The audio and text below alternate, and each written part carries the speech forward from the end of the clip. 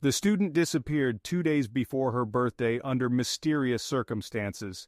From the very first hours of the investigation, the police discovered several suspicious clues that suggested something terrible might have happened. Despite these early findings, the investigation dragged on for many years, and only 12 years later did the shocking truth come to light. The outcome of the investigation stunned the entire country, as no one had anticipated such a conclusion. Katie Markham was born on August 16, 1989, in Fairfield, Ohio.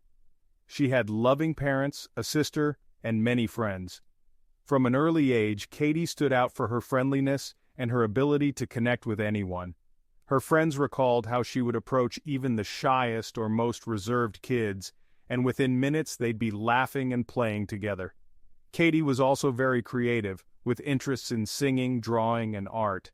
These passions shaped her future career path, and after high school, she enrolled in a local institute to study art and graphic design. The summer of 2011 was supposed to be an important period in Katelyn's life. She was preparing for her final exams and planning to move to Colorado with her husband John. The couple had been together for 6 years, and they had married a year prior.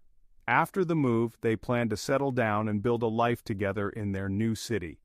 On the morning of August 14th, Katelyn was scheduled to go to her job at a bridal shop where she worked part-time. That day, her friends tried reaching out to her, but Katelyn didn't respond to their calls or messages. Soon, her family began to worry and contacted Katelyn's manager, only to learn that she hadn't shown up for work that morning. This was very unusual. Katelyn was always reachable and would never miss a call without notifying someone. Despite this, her family initially thought she might be busy with other things and unable to respond. However, as evening arrived and there was still no word from her, their concern reached its peak. After work, her husband John decided to go to Katelyn's apartment to check if everything was all right. He noticed that her car was parked at the small residential complex where she lived. When he entered the apartment, he found her dog, but Katelyn was nowhere to be seen. John didn't notice anything unusual in the apartment that would indicate something bad had happened to her. However, Katelyn's unexplained absence for the entire day deeply worried him and her family, so he decided to call the police. Owen reported that Katelyn hadn't been in contact since the morning, prompting the police to send a patrol to her apartment. After inspecting the place, the officers found no signs of forced entry, no signs of a struggle, and no obvious evidence of a crime. However, something seemed very suspicious. Katelyn's keys and wallet, along with her identification, were left inside the apartment. Given that Katelyn was missing, the police found this troubling. If she had gone somewhere, she would have likely taken her keys and locked the door. John also mentioned that he had last seen Katelyn the previous night at her apartment, where they were joined by their friends. After leaving Katelyn's place, John went to a party to meet with his friends, while Katelyn decided to stay home since it was already late. After the party, John returned to his own home, where he lived with his mother. He and Katelyn exchanged a few messages, but then she stopped responding. John mentioned that he usually messaged her every morning and always received a reply, but this time, there was no response. The investigators spoke with Katelyn's friends and family, but none of them had heard from her since the previous evening. They all agreed that Katelyn would never simply disappear without a word. It was completely out of character for her. She was preparing for her final exams, and her birthday was just a few days away. Katelyn had planned to celebrate it at a local restaurant surrounded by her friends. With all this information, the police began to suspect that something terrible might have happened. They organized a search operation, gathering over 100 volunteers who were divided into groups to cover different parts of the city. Katelyn's family and friends prepared informational flyers with her photo and details, and soon posters were up on almost every street in town.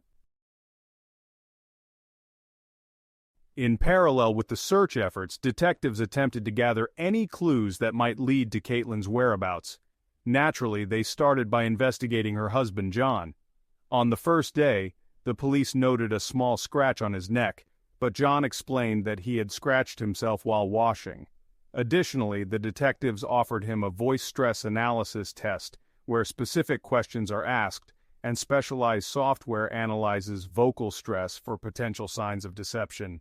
The test results were inconclusive, making it difficult to interpret whether John was lying or simply anxious about his missing wife.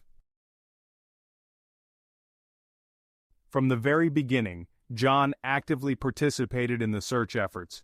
He answered all of the police's questions and even gave interviews to the local media, who had started covering the search operation. Detectives then verified his alibi and confirmed that he was indeed at a party with friends that night.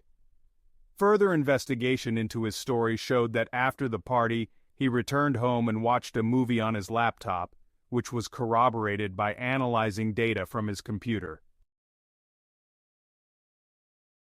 When detectives spoke with John and Katelyn's friend, they confirmed that he had indeed visited her that evening. According to him, they discussed their upcoming move over drinks at a bar, caught up on things, and just talked. The friend also noted that Katelyn seemed quieter than usual, spending most of the evening preparing for school on her laptop.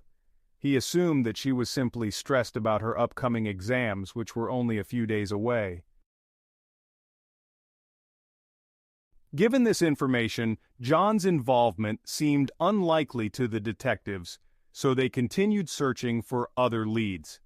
After obtaining a warrant to access Katelyn's phone records, investigators discovered that her phone was turned off at 12:06 a.m., with no activity since then.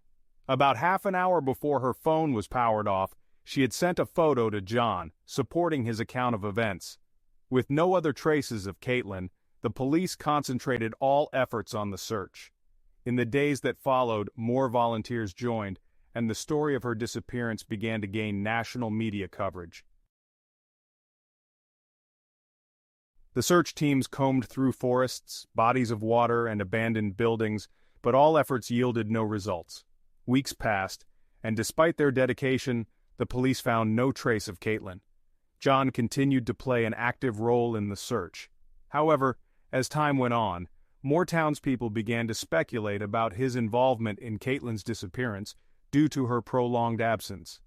Eventually, these rumors reached John, and he addressed the allegations publicly, stating that his only focus was to bring Katelyn home, and he had no time for baseless accusations. The investigators also announced that they had no substantial reason to suspect John.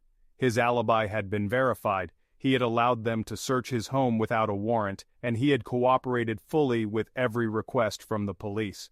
John admitted that the accusations were hurtful and weighed heavily on him. On one occasion, while putting up missing person posters, he was approached by a woman who wanted to discuss the case, making the accusations feel even more personal. During their conversation, the woman mentioned that many people in town believed her son might be responsible for Katelyn's disappearance, as rumors had been circulating about him. The search for Katelyn continued for several months, but eventually the investigators were forced to call it off. Despite all their efforts, they hadn't found any significant leads, so the police decided to shift their focus back to investigating and processing incoming information. By that time, Katelyn's case had gained national attention, and detectives received hundreds of tips. They diligently investigated each call, but none brought them closer to finding the missing girl. To encourage new leads, they also increased the reward for information, which reached $50,000 within the first few months. Almost a year passed before an unexpected development occurred. Police in Miami arrested a 28-year-old man in connection with the murder of a student.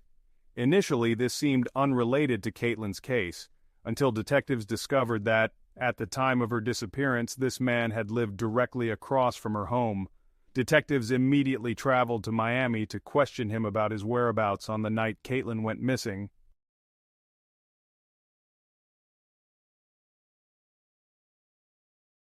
However, during the investigation, detectives concluded that the man was not involved, and he was removed from the list of suspects. The case remained cold for another year.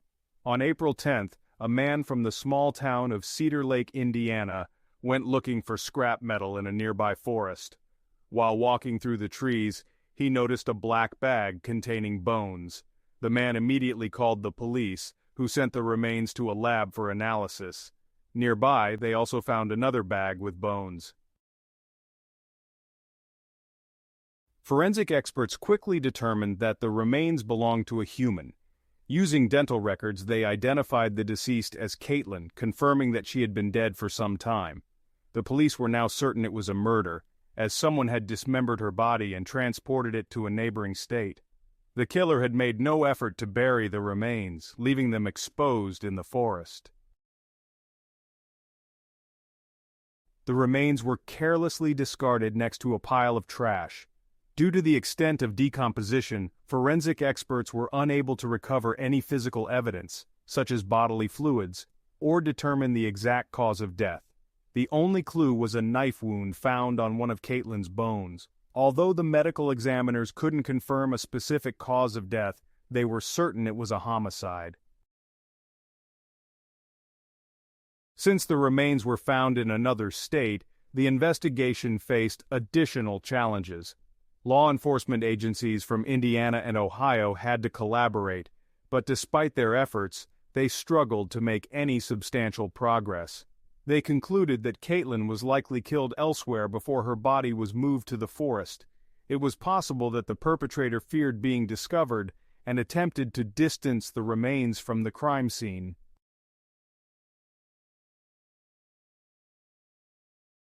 In 2015, frustrated by the lack of progress, Katelyn's family decided to hire a private investigator, believing the local police department wasn't putting enough effort into solving the case. The detective conducted his own investigation, interviewing Katelyn's relatives and friends, and eventually identified 2 potential suspects. The detective shared his findings with the police, but they were hesitant to draw conclusions based on his information. That year, the reward for any information on Katelyn's case increased to $75,000. But despite this, investigators were still unable to make progress. Toward the end of the year, Katelyn's family petitioned to transfer the case from the local police department to the district police, and new investigators took over. In 2016, one of the new investigators told a journalist that they had a primary suspect whom they believed was responsible for Katelyn's murder. However, they lacked sufficient evidence for an arrest, so they did not disclose the suspect's name. Once again, the investigation stalled. Then, in 2018, police in a neighboring city just a few kilometers from Katelyn's hometown discovered the body of another young woman. The circumstances of her death strongly resembled those of Katelyn's case, prompting investigators to consider a possible connection. Their investigation soon led them to a suspect named Michael. It was revealed that he had followed his victim for several weeks before ultimately taking her life. Police began searching for a possible connection between Michael and Katelyn's case. Initially, it seemed there was none. However, later in the investigation, detectives discovered something surprising. On social media, they found a group photo from a music festival where Michael was seated next to John, Katelyn's husband. When the police questioned John about this, he stated that he had met Michael at the festival, but claimed they had hardly spoken. No other connection between Michael and Katelyn was found, and police couldn't establish any link between him and her murder. The case remained unsolved until 2023. In February 2023, investigators made a breakthrough, announcing their first arrest in Katelyn's case. They took a man named Jonathan into custody, describing him as a close friend of both Katelyn and her husband, John. Initially, the police did not disclose all the details surrounding this arrest. However, 2 months later, they made another surprising move. John himself was arrested on charges related to Katelyn's murder. After the arrests, investigators finally shared with the public the evidence and findings they had gathered over the past several years.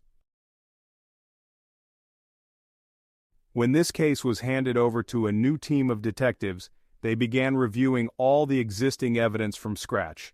Early on, they noticed several questionable actions by John, including his recorded 911 call. According to investigators, his words sounded as if he were reading from a prepared script. This impression was reinforced by the instructions he initially gave to the responding officers. As detectives continued reviewing the case, they found recordings of interviews with Katelyn and John's friends. It emerged that back in 2011, several friends had shared concerns with the police. According to them, Katelyn had mentioned significant problems in her relationship with John in the months leading up to her disappearance.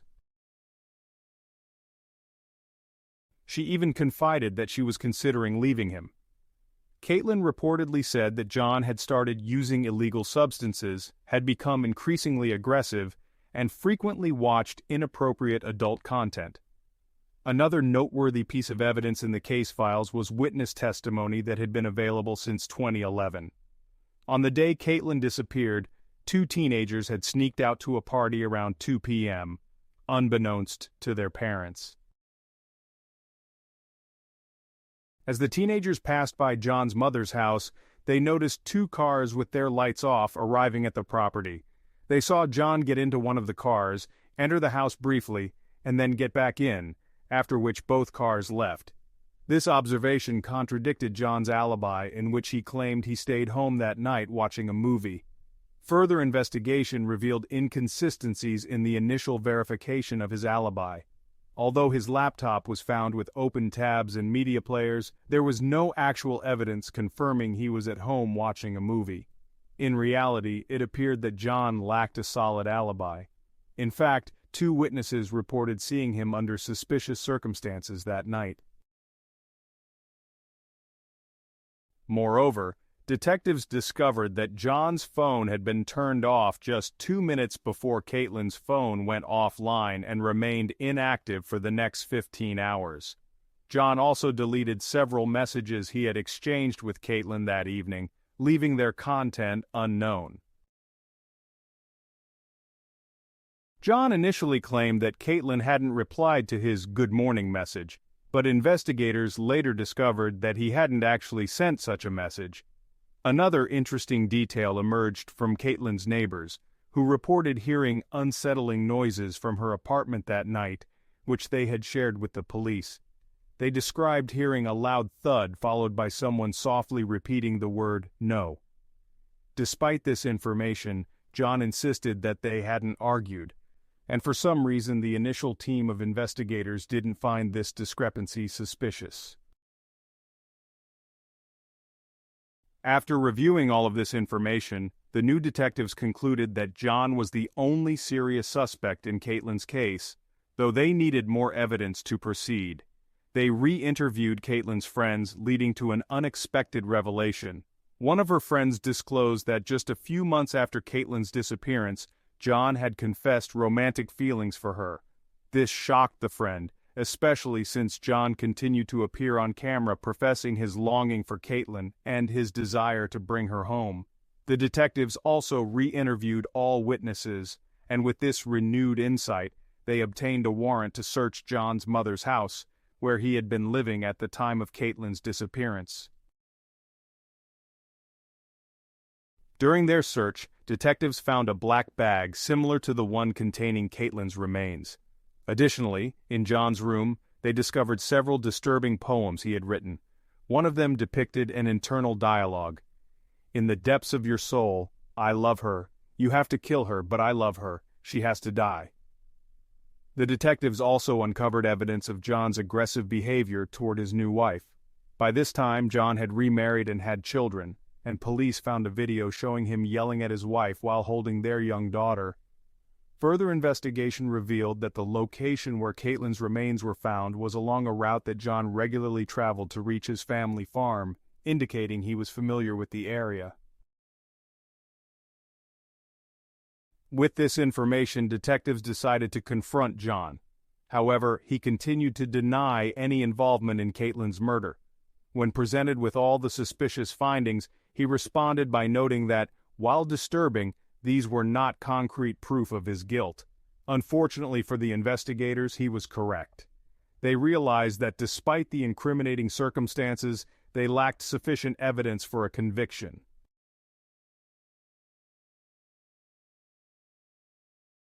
At this point, detectives considered arresting John for providing false evidence, based on witness statements placing him near Katelyn's home at 2 a.m. However, there was another complication.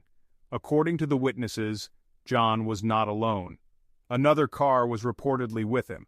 This led detectives to suspect that his friend Jonathan might have been involved, prompting them to investigate him more thoroughly. They soon discovered that Jonathan had also been present in the music festival photo with John, the same event where John was later implicated in the murder of another woman.